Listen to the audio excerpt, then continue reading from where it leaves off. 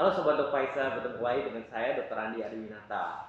Nah, sebagai disclaimer sebelumnya adalah eh, kami dari Dokpaisa dan saya pribadi tidak mendapatkan insentif dari vaksin COVID manapun. Jadi kami tidak disponsori dan maksud dari video ini hanya untuk memberikan pengetahuan bagi masyarakat luas tanpa berusaha untuk membandingkan, mengagung-agungkan atau merekomendasikan suatu vaksin merek tertentu ataupun juga menjelek-jelekan vaksin merek yang lain.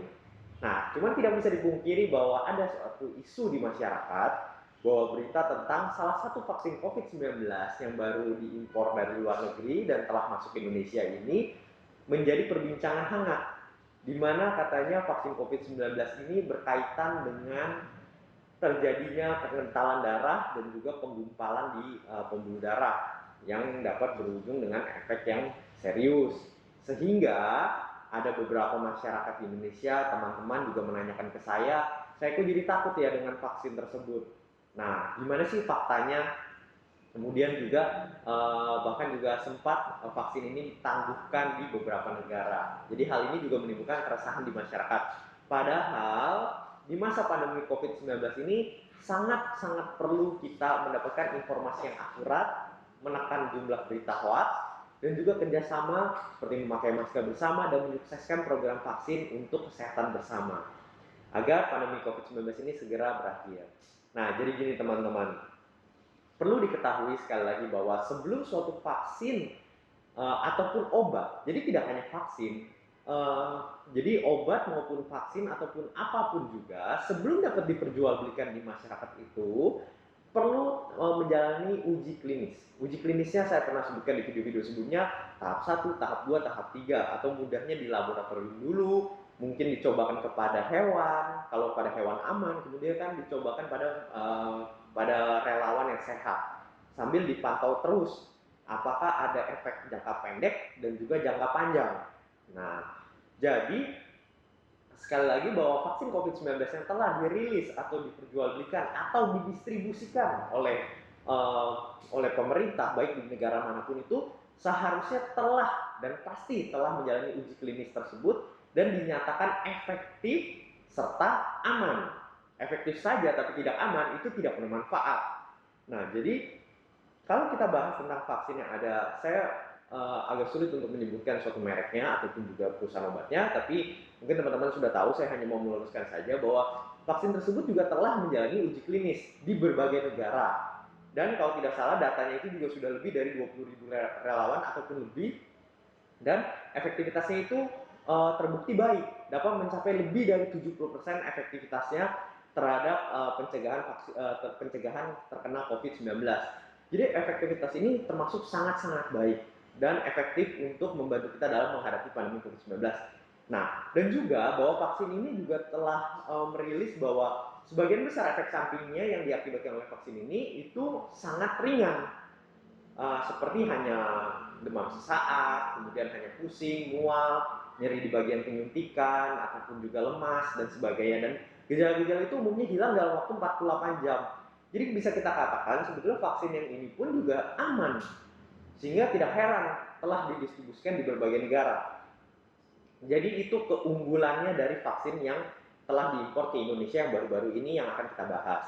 Nah, cuman memang ada beberapa laporan, yaitu ada sekitar kalau tidak salah 37 kasus bahwa terjadi kasus pembekuan darah setelah terjadi atau setelah pasien ini disuntikan vaksin COVID-19 jenis ini.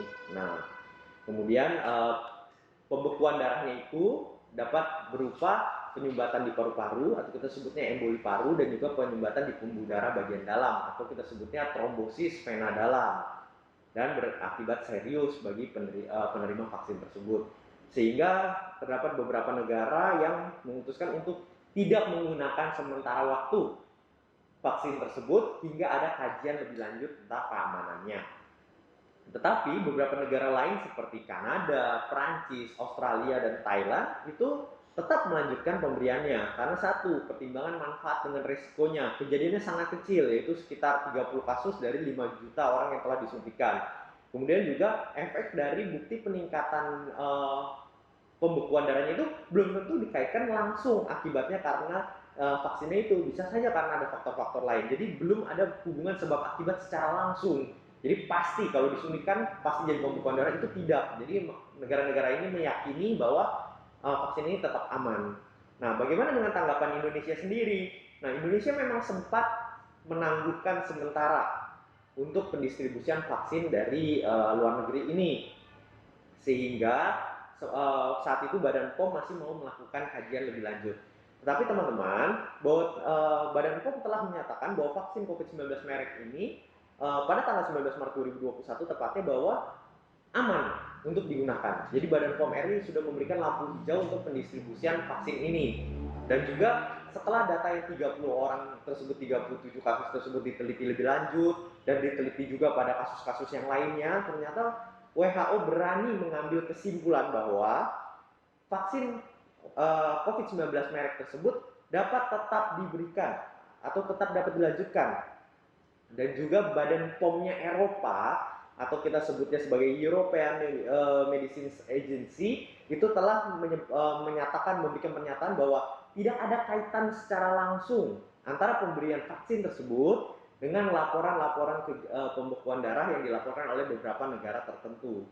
Nah, jadi bisa kita lihat di sini bahwa kejadian 30 kasus tersebut belum ada kaitannya secara langsung. Jadi pasti kalau misalkan disuntikan pasti akan terjadi pembekuan darah. Hubungannya pun belum bisa dipastikan, bisa aja karena faktor-faktor lainnya yang dialami oleh pasien tersebut. Jadi bukan, kita tidak bisa bilang ini pasti karena vaksin COVID-19 tersebut. Karena nyatanya sangat banyak orang yang telah divaksin, berjuta-juta orang yang telah divaksin dan itu telah aman. Jadi dan efektivitasnya pun dapat dipertanggungjawabkan. Jadi sebagai kesimpulan adalah harapnya kita bijak dalam menanggapi kasus ini. Bahwa yang pertama adalah semua vaksin ataupun semua obat itu pasti memiliki efek samping. Tetapi kita harus memperhatikan sekali lagi manfaat dengan resikonya. Resiko ada, tapi kalau kecil, mengapa tidak? Kenapa? Karena manfaat yang diberikan dari vaksin COVID-19 ini sangat banyak, seperti pencegahan terkena pencegahan terkena COVID-19-nya, mencegah terjadinya COVID-19 yang berat.